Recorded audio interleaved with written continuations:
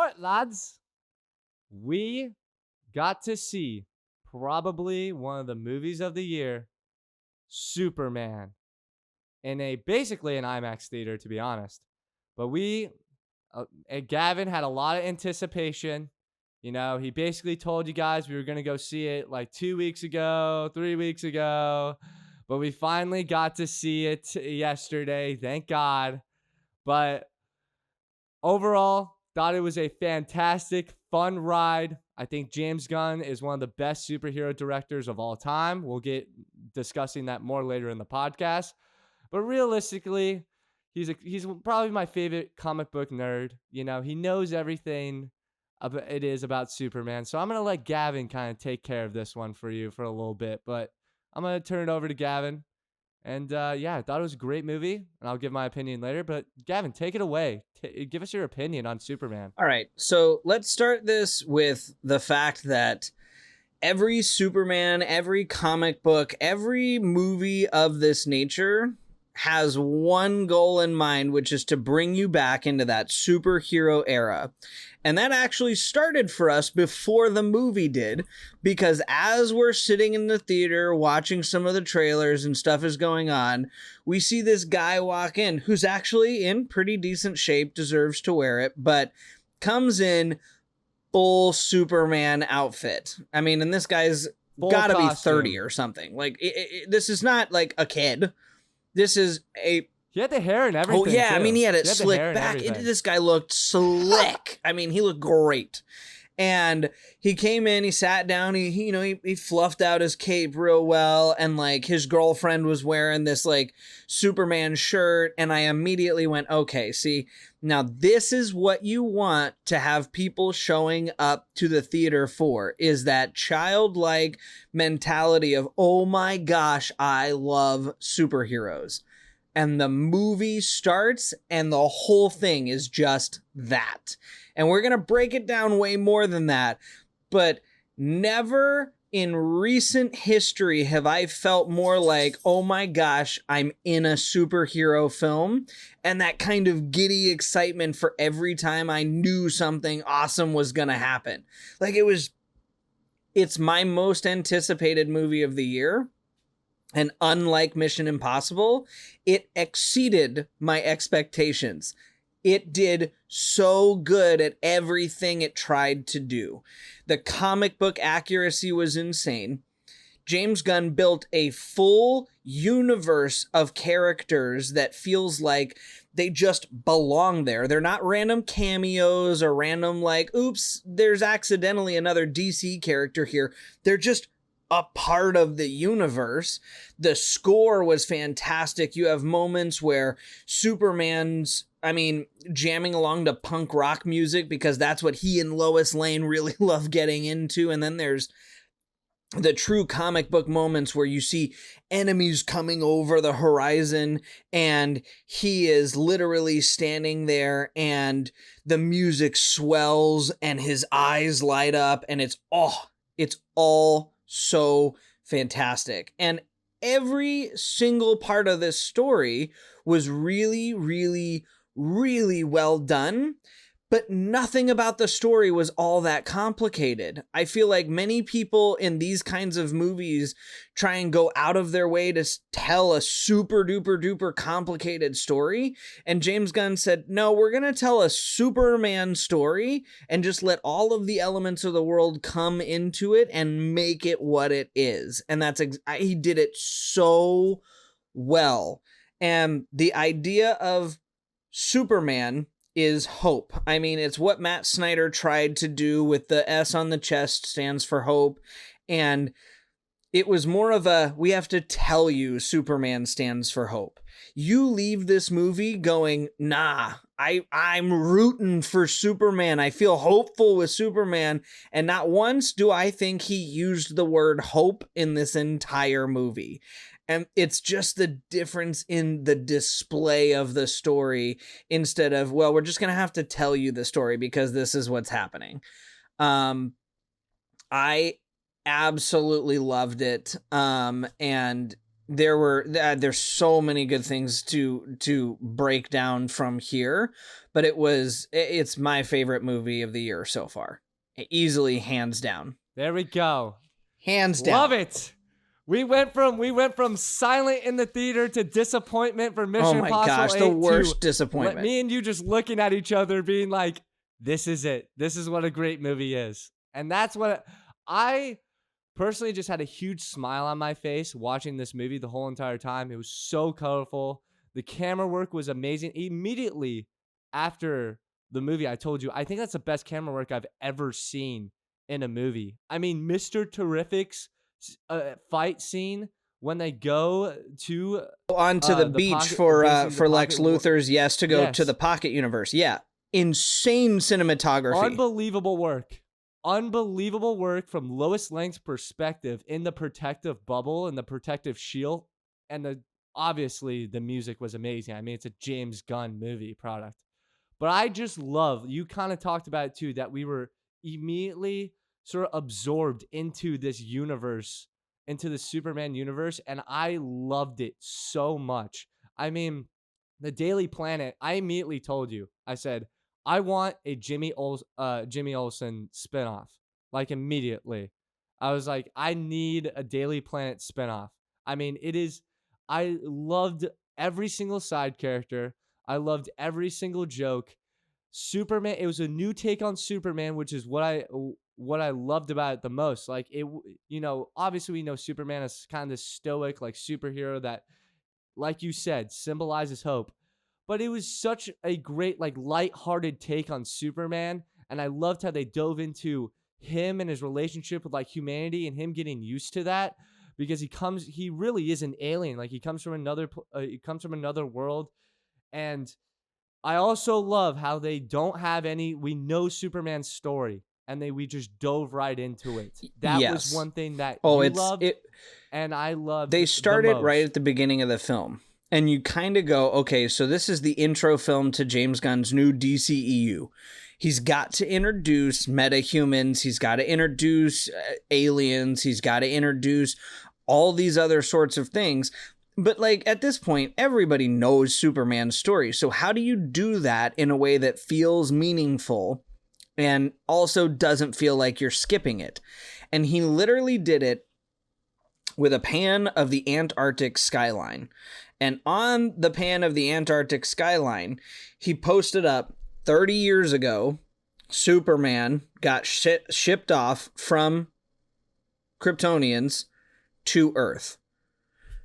And then moves down and moves down and moves down and gives you every block of the story, setting it up right up until you get the setup for this film, which is Superman lost his first battle. We don't even see it, and I'm not disappointed about it because I know there's great stuff coming, because the first shot that you see of Superman is him crashing into the snow, blood coming out of his mouth, wheezing lungs, and him calling for Crypto the dog, which I love. We'll get more into that later. Amazing. He's such a good side character. Love that dog. And him being pulled back to the Fortress of Solitude to go get healed up by the sun. And even in there, you get to see the breakdown of Superman broke bones. He's got damage to his lungs. He's all sorts of things, and then he gets beefed up by the sun, and the robots that are hanging around and helping him out there go, well, he's only up to 83%. Superman, you can't go back. You just lost a fight to this guy, and you're going to go back at 83%. You lost to him at 100%. And it takes away from that idea of Superman's just this invincible character that nothing bad can happen to ever. It humanizes him. It tells his entire story, and it immediately gets you motivated for, well, but it's Superman. Come on, let's see him get back into the fight. And he takes off from this Fortress of Solitude, and immediately I'm hyped up, and I'm like, oh yeah, here we go. Get back to Metropolis. Takes a beating. I will say, and we talked about this like very shortly after the movie ended, it is one of the things they do in this Superman film that I'm okay with, because this is 3 years into Superman's career. And this is truly the big first threat that Superman has ever faced, 3 years into announcing himself as Superman. But he got beat up a lot in this movie. I mean, a lot in this movie. But I think that lends to, he is kind of just a young adult. I mean, he's in his early 20s and, you know, he's trying to figure out how to be human, work a job, be in a relationship, and be a superhero. And we'll get into the villain later, but Ultraman is who it ends up being, is the guy who's kicking the snot out of him most of the time, and Lex Luthor, who's in control of Superman, who's just one of the most incredibly intelligent people in the entire world. And he's facing a real challenge, but you actually feel like he's facing a challenge. And sometimes bringing that sort of an element to Superman is difficult, because often when he's portrayed as this invincible figure that basically can't be touched. And I think James Gunn did an amazing job of humanizing him to the point where he still feels like Superman, but he also still feels like he could be in trouble a fair amount of the time, and he's really got to fight hard and work at this. And it's not just, you know, another everyday average thing that he just goes out and does. Exactly. And I think that provides more stakes because we see him damaged and we see him get hurt. And it's not like you can just get Kryptonian. Like, the only thing that you have to beat Superman is Kryptonian. He can actually get beaten down, battered, and bruised. And that's what I personally love, that it provides so much character development and that it made him sort of a relatable character, like, on that side. Another thing that I just want to point out, I loved David Cornsweet and Rachel Brosnan's connection as Lois and Lang. I mean, it was unbelievable. I mean, their connection on the screen was evident right from the jump. I mean, I'm basically just going to be pitching for side movies like this whole entire podcast, because I love Jimmy Olsen, I loved Lois Lang, and I loved David Cornsweet's take on Clark Kent, because it's such a relatable character. Like, the interview scene, we were all excited for it, and it gave us everything that we wanted. I mean, him freaking out, him being like, you can't use that.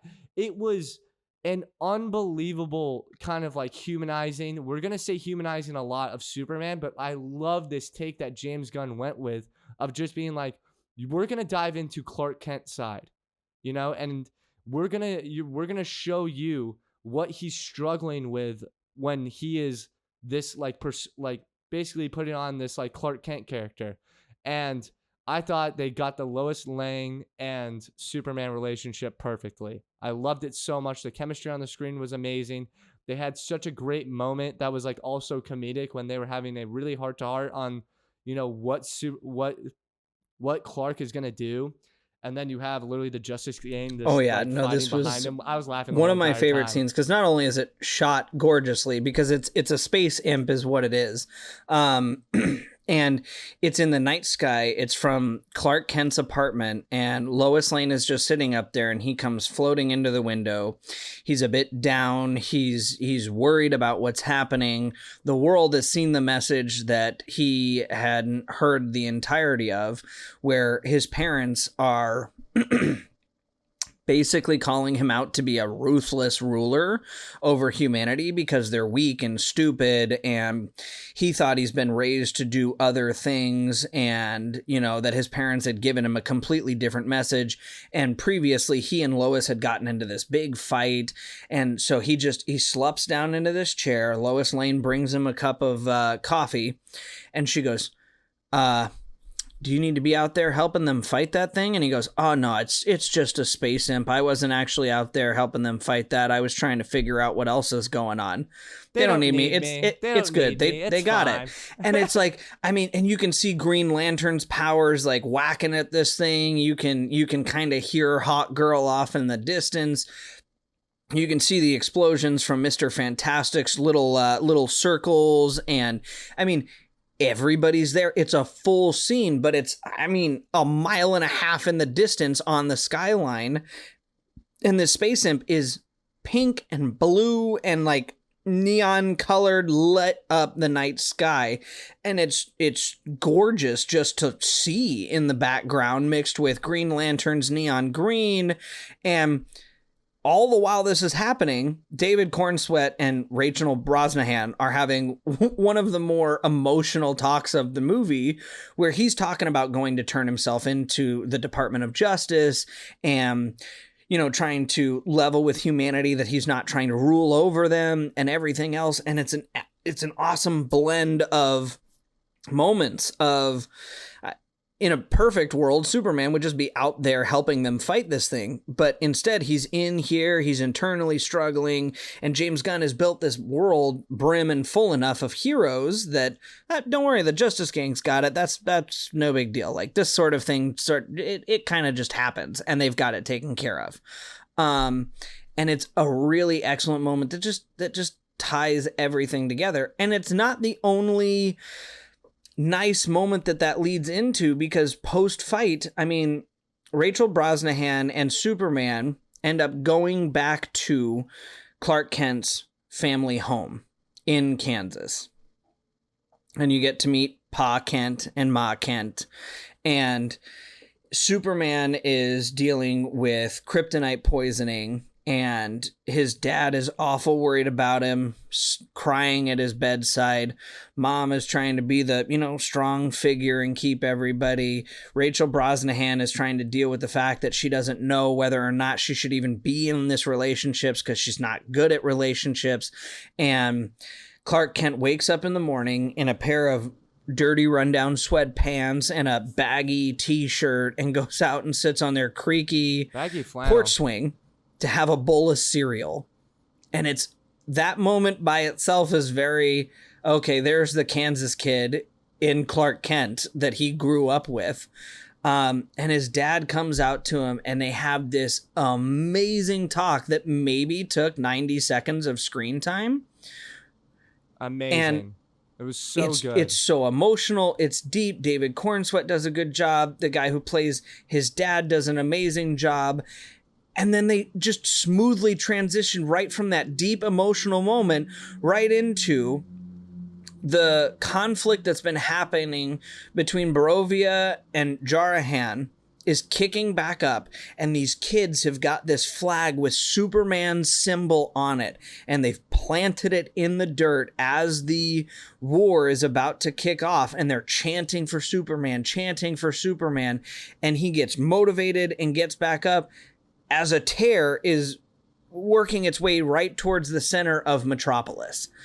And you go, that's so many things to have going on at one moment, but I don't feel like A, you rushed any particular moment, B, they all work together really well, and C, now I'm anxious for Superman, I'm excited, and I can't wait to see what the next thing coming up is. And they structured the whole movie that way, so that way you never felt like there was a lull or anything was misplaced, and every moment was done very, very intentionally. That's what I loved about it too. I felt like everything had a purpose. I felt like, and there were so many character developing moments for Superman, which is what I loved the most. And I think every side character played a role.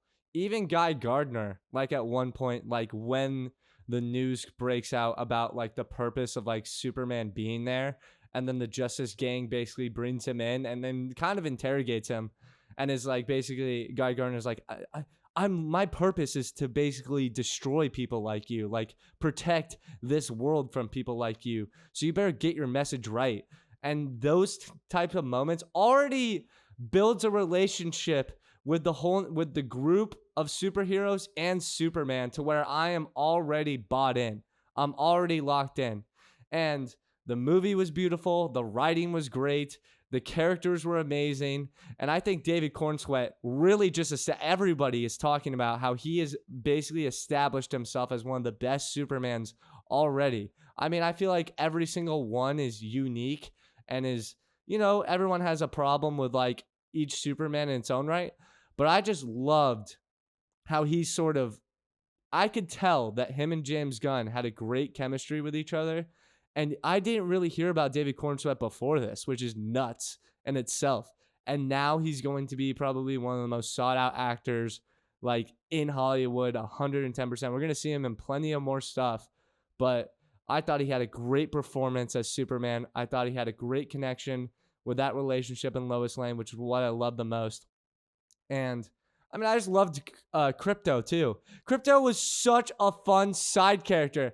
I love Crypto. I've grown so up good. with, golden retrievers and stuff like that, but Crypto was so fun to watch. And when we get down to like the nitty gritty of it, I think this is a good time to talk about Lex Luthor. How great of a performance from Nicholas Hoult. Oh my goodness. This guy deserves. I saw so many posts and clips. I was avoiding so much social media, but I saw so many posts and clips of being like, this is my Lex Luthor. Like, you gotta hate on him, man, just like this. I mean, it is perfect. It is perfect down to its core, in my opinion. From a comic book standpoint, I felt like I was watching straight from the page Lex Luthor comic book, like right on the screen. I mean, it was unbelievable. I thought they dove into him, like his jealousy of Superman. They did a great job of like setting up like the plot and like what he had against Superman and why he hated him. And then his monologue when he just loses it. Basically, everything is crumbling. The black hole is starting to take over Metropolis and everything's starting to split. And then he has this great monologue on just like basically how he looks down upon people, like how he accepts his envy, like, and how he just doesn't. It was a great character moment. I don't remember word for word the monologue or anything, but basically comparing himself to Galileo and how he looks down upon like some of the greats of history. It was an unbelievable character moment. I loved it. And they made him just a human. You know what I mean? They didn't involve him really. I like that he was behind the scenes more and basically controlling Ultraman and sort of was the brains of the operation, because that's like his strong suit. That's what makes him a great character. He's always one step ahead of everyone. And I thought we definitely need to dive into Lex Luthor a little bit more. I want to hear your perspective on what you thought about him as a character and like how you thought they executed it, because I thought it was perfect. Lex Luthor, played by Nicholas Hoult, may be the best TV movie Lex Luthor I've ever seen. Lex Luthor is known for a couple of things, and one of which is being so dangerously smart and equally dangerously reckless and selfish that a lot of his things become ultimately hazards. And this movie did an awesome job of displaying that. I mean, the Pocket Universe, for one, Mr. Fantastic shows up, scans the Pocket Universe, and goes, only Lex Luthor could do something like this. Because if you do this 1 millimeter off, you get one calculation barely wrong, you're opening up a black hole that would literally swallow the earth. And of course, Lex Luthor doesn't have a problem with that. That's exactly what he does. And I thought that even that right there was just, I mean, Lex Luthor's not even on the screen, but it still perfectly describes who Lex Luthor is. I'm out to get after my own goals, my own way, and do it, period. And I don't care who, what, when, where, or why gets in the way. And because he is so incredibly smart and so incredibly vain and so incredibly selfish and envious and all these other things, it's what distracts him from being truly great and truly capable, which is why he and Superman are such good at odds with each other. And David Cornsweet, playing the kind of Superman that he played, makes them perfect rivals, because David Cornsweet Superman is trying to dive so much into, I'm just trying to be human. I'm gonna make mistakes, but I'm here to serve people. I'm here to show people that there's hope, to save people, to do good things, not to rule over people, not to be powerful, not to leave some big exclamation point on the world.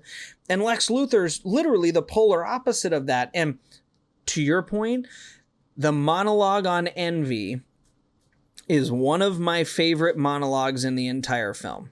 He's sitting and watching this tear open up Metropolis, and he's talking, his head IT guy looks at him and goes, your envy is going to be the end of us all. And he goes, yeah, it is. Do you think I don't know I'm envious? Oh, I know I'm envious. I love that I'm envious. I wake up in the morning filled with envy and nothing but it. All of the greatest people in time, Einstein, Galileo, were filled with envy. And at least Galileo was doing something. But you know what? I'm not going to sit around like those people. I want to change the face of the world. And I remember sitting back in my seat and being like, oh my dude, goodness. Okay. Yeah. What a line. I get wide-eyed in those moments. I get wide-eyed. I'm like, what is happening right now? This man is going off. It is nuts. And you don't expect that from like how we normally see people like Lex Luthor represented. They don't normally have the banger lines like that where you're like, okay, all right, go off, I guess. You know, here, we'll sit down and we'll listen to you for a minute. Jeez, like, and everybody in the room, you know, you see characters like that make these kind of crazy monologues, and you half expect everybody to turn around, but he's so smart and manipulative and other things like that, that literally the whole room of people just sits there ready to do everything that he wants now. And I'm going, this embodies who Lex Luthor is he knows exactly what he is. He knows exactly what his faults are, but he uses all of them to try and build on his advantage. Like, what? He was so great. And honestly, they couldn't have done much better of a job at all. And I think they did that same thing with most of the side characters. My favorite moment from Mr. Fantastic is the bubble scene we already talked about. Mr. Terrific? You mean? Mr. Terrific. No, I think it is Mr. Fantastic. Hold on. Let me look. No, I'm too tired. But in that scene, it is Mr. Terrific. Huh? When he goes down and everybody down there at the bottom of the scene is going like, okay, so don't worry about it.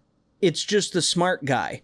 And he pops up this shield and literally takes out like 40 guys in about a minute and a half.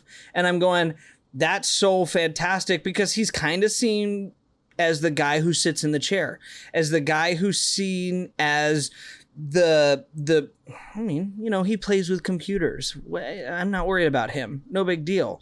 And he absolutely dominates. Guy Gardner, Earth's protector, who is wildly known for being one of the biggest tool bags in the Green Lantern box of tools, is executed perfectly. Nathan Fillion plays a world-class jerk, and I love it. Love it. I mean, the scene that displays it perfectly is he shows up at the battle line in Barovia in place of Superman so he can go to Metropolis, and he goes, don't worry, kid. Superman couldn't make it, but you got an upgrade. And I went, all right, so that's on par for Guy Gardner, but that's a little conceited because, I mean, you're Green Lantern. Nathan Fillion is one of a kind. Nathan Fillion is one of a kind. And then not only that, but he goes to start destroying all of these military things, and the images that he's conjuring to destroy tanks and soldiers and everything else is straight up just middle fingers. Middle fingers all across the battlefield. It's so good. And Hawk Girl, who's kind of a minor character in the Justice Gang, does kind of all the minor character things. She's occasionally brought in for dialogue, but the dialogue even suits to, she realizes she's not a major player or a voice in this Justice Gang, because you've got Guy Gardner, who's clearly established himself as the leader, although a bit resentfully. Mr. Terrific, who is the brains of the operation, and she's kind of going like, I might just be the muscle here. And so she kind of just sits down and goes back to reading her newspaper and is like, yeah, this is This is what I do here. Let me know when there's something to hack at. Otherwise, yeah, like this is not really my role. And they did a good job with Jimmy Olsen. They did a good job with Lois Lane. They did a good job with every side character to the point where you felt like each one of them had an established role in here, even if their total screen time in the movie wasn't much more than 6 or 7 minutes. But I didn't feel like there was any character in the movie that you looked at and you went, I don't know, you just don't feel like you belong here, or like I don't know enough about you to care. Everybody had a well fleshed out story. I want to know more. Like, I almost want to know more. Like, that's the thing. That's what James Gunn does so well. It's introducing, for example, I mean, we can compare, I almost would compare this movie as sort of, because I loved how Guardians of the Galaxy introduced us to the cosmic world of Marvel. Like, that's what introduced us to that universe. The fact that James Gunn was able to like introduce to Metropolis and then the Daily Planet and introduce all of these new characters to us.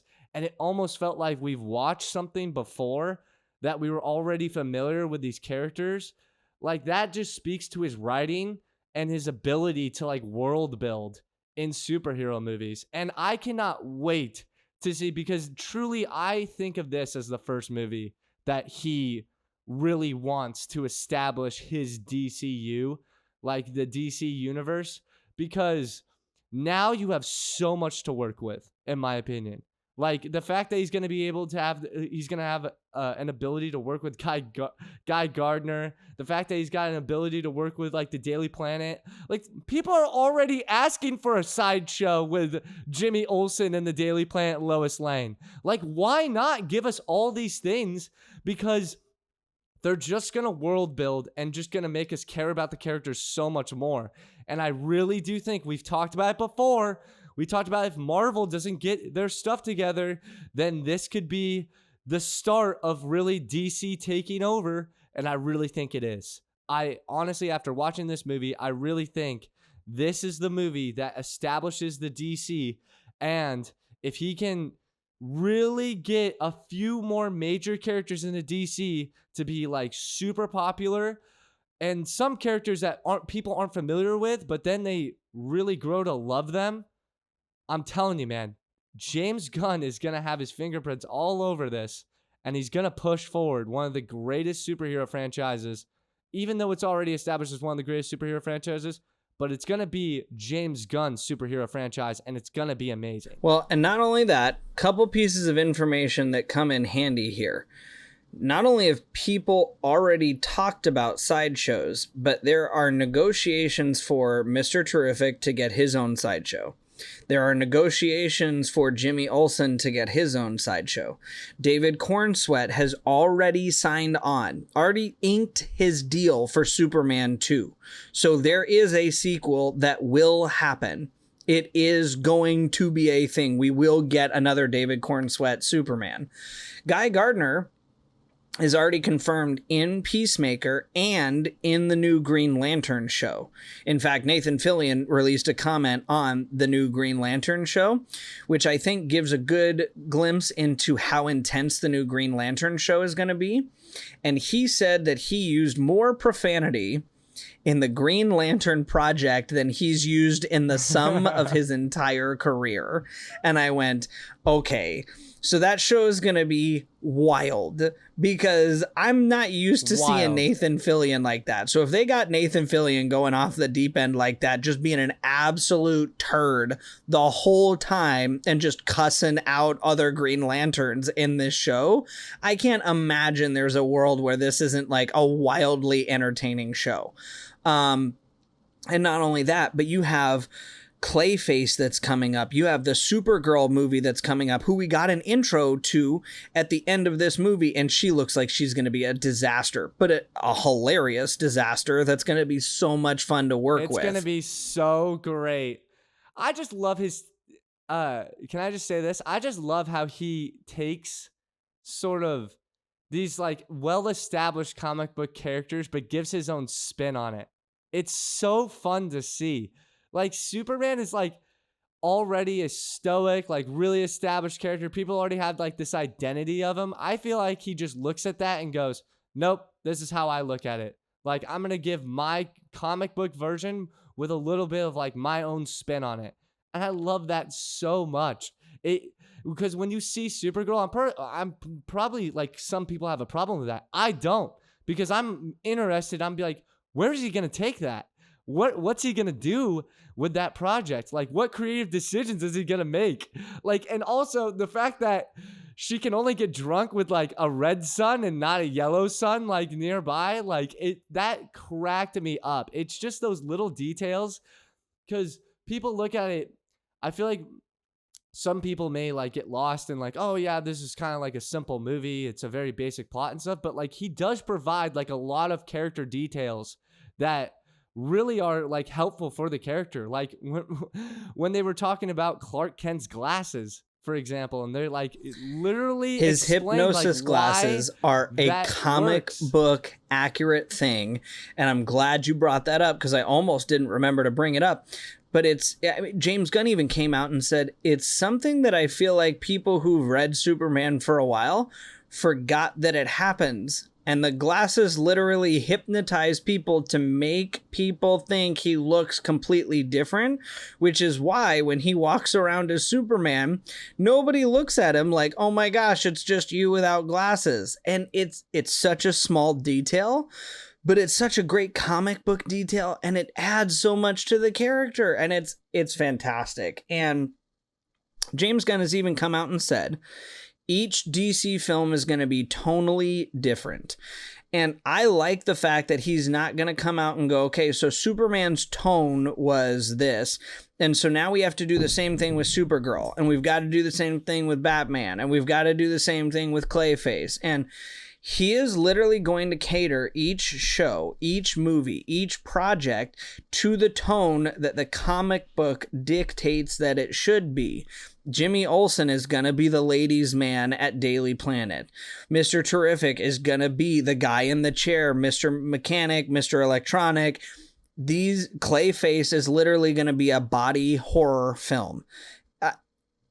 Wonder Woman's show is going to literally be about the Amazonians, and he said it's going to be a Game of Thrones, cutthroat, violent TV show.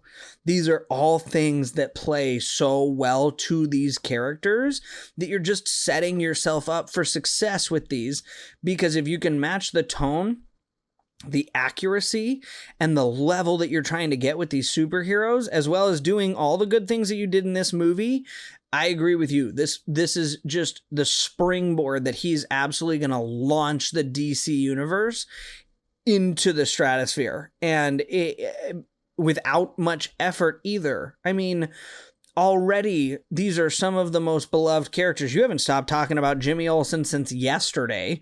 Literally, I love that kid. I mean, probably because I see myself in him a little bit, but it's like he had so many great moments. I mean, just the funny moments with Lex Luthor's like ex-girlfriend is just hilarious to me. I felt like that was a huge hit for me, and it just made me want to be like, give me a sideshow, give me a side character. I loved, not only that, I love Lois Lane and him's relationship too, just like being a journalist, and then them like their quick witty humor.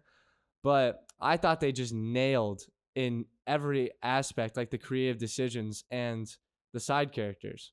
And I felt like it just made me care about the world a little bit right, when more. you can build a world, like you said with Guardians of the Galaxy, he literally established superheroes in the cosmos. Well, this is literally establishing the DC universe, and when you can establish so much life in the DC universe, it's hard not to care about everything that's built in it. And it's not just Superman we care about. I mean, I want to see where Lex Luthor goes from here. I want to see how much of a big downfall he takes, or how much more cunning and planning and conniving and selfish and everything else that he gets, because he's now been caught and his true nature has been revealed to Metropolis. So now that he's not hiding behind that facade, what comes next for him? And also the teaser at the end, sort of with the government basically being like, now metahumans run the world. I mean, that's going to be a huge plot going forward for like the overarching universe itself. And so Lex Luthor is going to have a big hand in that. And I'm like you talked about how he's having this he's having these different tones in these different TV shows, and they're all going to have their own sort of tone and genre to them. I can't wait to see those genres clash when they bring the Justice League together. It's going to be amazing. I mean, I can't wait to see Green Lantern enter into Superman's universe. I can't wait to see Batman. There's a ton of discussion about who's going to be Batman Jensen in the Ackles, DCU. please. It's going to be crazy. I mean, we'll see what happens. I don't know, but I mean, I'm interested to see Robert Pattinson. That project got delayed so much. I think that's going to be a huge puzzle piece to James Gunn's Justice League and what projects. Quick interjection how it there. Impacts projects going Matt forward. Reeves' Batman is not going to be in the DCU proper. He's going to have another Batman that will be a part of the DCU proper. Matt Reeves is in line with like a side Batman story. So still a great thing, and he'll still get a trilogy. And Matt Reeves, side note, you did a great job with Batman 1. Got the script approved for Batman 2. It's officially in production. Can't wait to see it because you did do such a great job with Batman 1. But Robert Pattinson's not going to be meeting up with David Cornsweet. It will be a different guy for Batman, but still awesome possibilities for seeing Batman meet up with Superman and Guy Gardner and all these people. And the thing that I love about it is with Guy Gardner, Hawkgirl, the Elemental Man, and Superman as a part of the what we're comically calling the Justice Gang right now. It's so funny because everybody hates the name, and Guy Gardner is just pitching it like crazy. He loves it's one of the underrated comical moments of the film. And Nathan Fillion does a great job, but it means that we're not getting the atypical Justice League, which is Batman, Superman, Wonder Woman, Cyborg, and Flash. And that's actually fine because the Justice League has so many iterations, and I don't want to do the exact same one we've done 100 times before. So already showing me that Guy Gardner, the Elemental Man, Hawkgirl, and Superman and Mr. Terrific are a part of your starting 5 for the Justice League, for me, is already way better because you only have really 2 super recognizable names in there in Guy Gardner and Superman.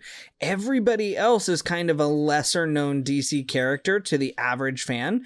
And I think that gives you way more possibilities for all the amazing stuff that you can do. I mean, Supergirl can be a part of the Justice League if you want her to, because her movie's just down the road. I mean, it gives you so many options, and Batman's not far down the road either. So I'm hoping we get Batman in the Justice League because Batman rocks, and their casting for Batman's going to be really important to mirror or counteract David Cornsweet well. That may not be the right terminology, but they have to have some good chemistry between them. Yes, that's what I was just about to say. They have to, because that's one of the most important relationships in the DCU is Superman and Batman's relationship, because more or less, like when they do get down like to the nitty gritty like storylines on like what are they going to do, it's usually Superman and Batman having these clashes of basically identity and like clashes of ideas on like where to go. So I feel that is going to be a huge, but I trust James Gunn completely. I mean, I think he understands how important of a character Batman is. And if he doesn't see Robert Pattinson as the Batman he wants going forward, then I completely respect him being like, I just have to go a different direction with this. I feel like this character is far too important. I can't have, not my vision, be executed in probably the most important film of probably my career besides Guardians of the Galaxy. And we talked about it a little bit, but James Gunn knows how to find the gems in in Hollywood. I'm telling you. I mean, Chris Pratt, for example, was a comedian basically in Love Parks this and take. Recreation before Guardians of the Love Galaxy. this take. Nobody even knew. Everybody knew who Chris Pratt was because of Parks and Recreation for that strict like fan base and culture. But nobody knew him as an actor on like a big Hollywood level. Nobody. And look at where he's gone. He picked him out. Look at where he's gone. To be Star-Lord. And now he's an A-list actor. I have full and look at David Cornsweet, for example. Rachel Brosnahan. I mean, Rachel Brosnahan hasn't been in much of anything that's like huge. Even Isabel Merced. She has been in most recently her biggest films that have already released, because she is in one down the line that you're really excited about.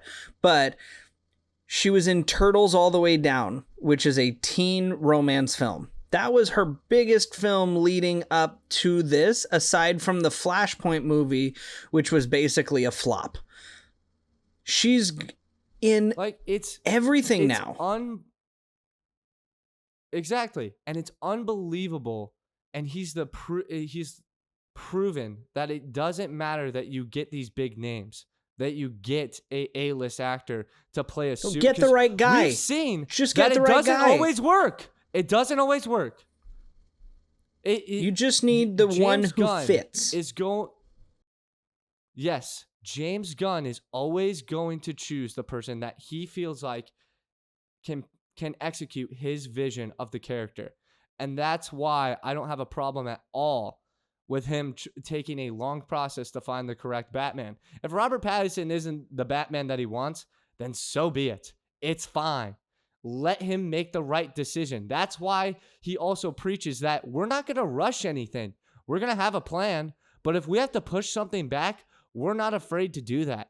We're not going to just rush these stories out and rush these characters just to, get quick dollars to the DCU. We're going to be patient. We're going to make the best possible story and universe that we can possibly make. And then when it happens, when he has this big idea that he hasn't said yet because he wants to keep it from Marvel, and when he executes it perfectly, people are going to be like, wow, this man was ahead of the game. He was 100 steps ahead of Marvel, and he just destroyed Marvel's whole entire franchise and all the momentum that they have. And now we're going to get competition of Marvel and DC. And we talked about this in the trailer podcast when we were like, Marvel needs to step it up. And we felt like they were with Thunderbolts. But at the same time, you're starting to see the fan base get kind of fatigued with everything that they're putting out. I mean, we talked about Ironheart for maybe like 10 minutes, and everything that we said ended up being a problem in the TV show. It is becoming a problem for Marvel. You can't keep having this many flops, this many wrong storyline decisions when you're going against one of your best directors and best creative minds from that franchise that literally created probably the greatest Marvel movie in the franchise's history. Some of the people say, you ask people on the street, Guardians of the Galaxy is my favorite. It's Marvel one of movie. mine as well, yeah. And it's not Endgame. Exactly. So when you're having that guy basically not necessarily rip apart, but basically be your competition for the rest of these next however many years until he passes on, like, you have a major problem here because this guy is hitting on every single and I'll bring up a point that you made that is totally true. He's announced, I think, 8 projects. If we include Jimmy Olsen and Mr. Terrific, we'll call it 10 projects. He also said on a podcast, there are 6 that are in production that nobody knows a darn thing about. And if I'm Marvel, that terrifies me. Because of the 10 projects that you're already working on releasing over the next 4 years, if they're half as good as Superman, those 10 projects by themselves are going to blow them out of the water. I'm terrified of the 6 you haven't said a darn thing about yet, because if they're half as good as Superman and what you really have is like 16 projects between TV shows and movies over the next half a decade, and what you guys have is Fantastic Four, Spider-Man, Secret Wars, and Doomsday, and that's it over the next 5 years, it's a real problem. You're done. Because you're done. It's you're not done. good. If you're leaning on Tom Holland and Robert Downey Jr., whose character is already gone basically, and you're trying to, it's insane to me how much money they're spending for Robert Downey Jr. By that paycheck is the most ridiculous thing I've ever seen. Look at David Cornsweet. He's not making $100 million nothing. $750K, right. I think it came out. And he's going to make royalties from the movies, as he should, but it's based on the success of the movie. And if I'm Marvel, I'm telling Downey the same thing. You're making $1 million, and then after that, you'll get a percentage of royalties from whatever the movie makes. And that motivates your actors to make the good movies. But, just as a bit of a drop here, the Thursday preview, so not Friday, not today, so not even the whole weekend box office, just Thursday, Superman made $22.1 million Thursday. David Cornsweet is getting royalties off of those, which means that his paycheck is not going to be $750K. It's going to be way north of that. But it's because he did such a good job, and James Gunn did such a good job. Stop spending money before you've made it. Make the money and allow it to be given to them for the quality of the project. You haven't done it yet. You're making it for what? I mean, if the movie doesn't make $175 million, then Robert Downey Jr.'s paycheck is literally just putting you in the black financially. Like, that's it. And then you haven't paid Chris Evans. You haven't paid any of the other guys that are on there, let alone the production, the editing, the directing, you can't do that. You just can't. I mean, they have kind of lost their way of, trying to find the best character that fits, the superhero itself. And you have a lot of A-list actors coming out and saying, I would love to do this, I would love to do that. But James Gunn, I haven't heard James Gunn, say, oh, I would prefer this person, maybe for the Wonder Woman, He just scrapped Gal Gadot's third Wonder Woman film. So exactly, he is on the search for great actors and great films. And that's not to say that I don't like Gal Gadot. She is a great actress. But that's not his Wonder Woman. And so he literally said, no, thanks. We're good. I'm scrapping the project. It's not happening. Marvel, scrap the bad projects. Start making the good ones. Because I'm telling you, if James Gunn really does have 16 projects ready to go, and they're all in production right now, God. DC is... And he's going to be coming out... It's going to be coming out 4 times a year. Like, we're going to be seeing movie after movie.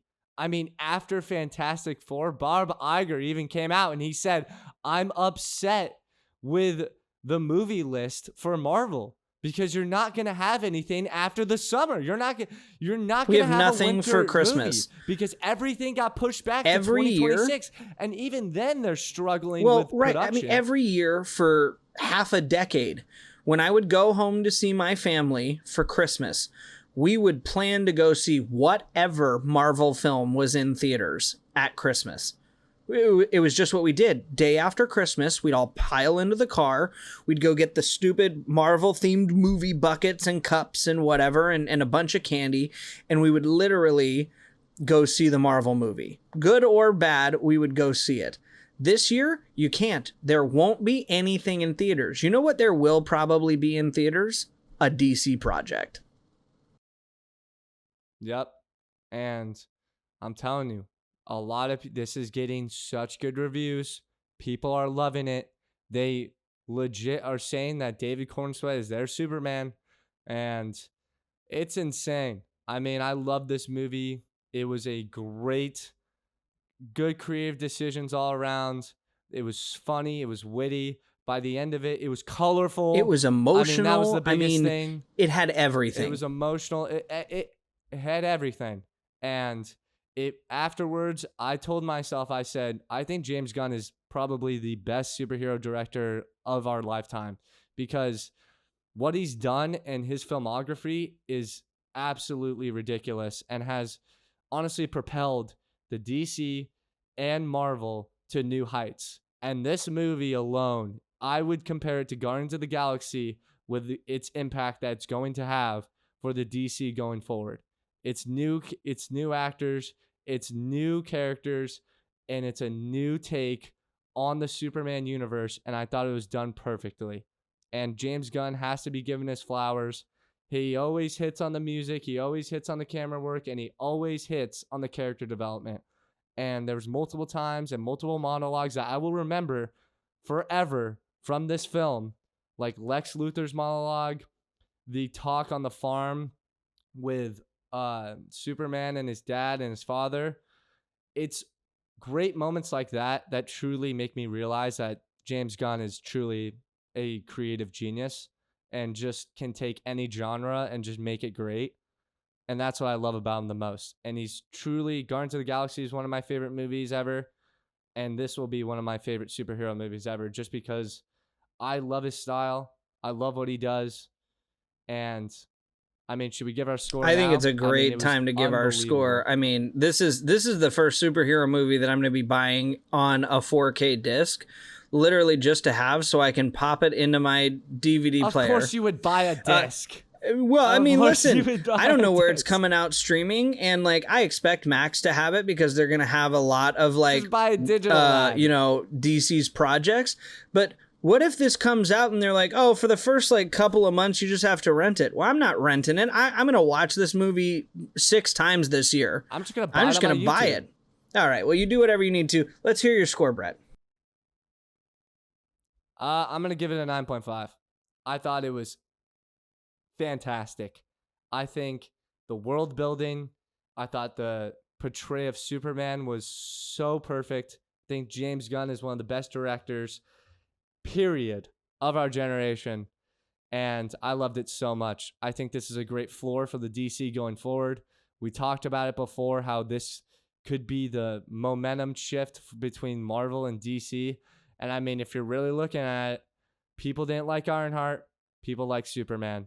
And now it's Fantastic Four's turn. And if people don't like Fantastic Four, they're going to be comparing it to Superman. So it's going to be an interesting dynamic this summer. And I can't wait to see it. I mean, we're only like 2 weeks out from Fantastic Four, so it's going to be very interesting. But this movie alone was so fun to watch. I had a smile on my face by the end of it. I thought Lois Lane and Superman and Clark Kent's relationship was perfect. That's something that I was interested in seeing. I thought Jimmy Olsen was a highlight of the show. I highlighted the movie. I'm kidding. But, like, he was amazing. I thought Nathan Fillion as Guy Gardner was awesome. He was fantastic. We did talk about it too much, but one of my favorite jokes of him was when they made fun of his haircut because I was it's doing one of my research on best Guy comedic Gardner, lines of the film. and he Lois Lane basically goes, with that haircut, you're not going to get anybody. And then he goes, well, 348 women. Yeah, no, it was she so literally funny. turns to him and It's goes, so funny. because he's talking about his oaths for humanity and his protection for humanity, and she literally turns back around to him and goes, one of your oaths should be that haircut should be outlawed. And he turns around and he goes, 348 women would disagree with you. And it's so funny. It's an underrated moment of the film. It's just everything about it was so good. Yeah. What's your score? I'm going to give it to you now. I mean, I thought you had so many great points, but what's your score? I'm going 9.8. And the only reason that this isn't a perfect 10 for me is because there's just so much more that I want. I want 3 Superman films. I want 8 Superman films. I want the whole universe already. And there are a couple of moments where I'm like, okay, I feel like we could have done something a little bit differently. But the whole film as a total, it made me feel like a kid again, reading a Superman comic. I haven't been to a hero movie that's made me feel like that since Avengers Endgame. And that came out so many years ago.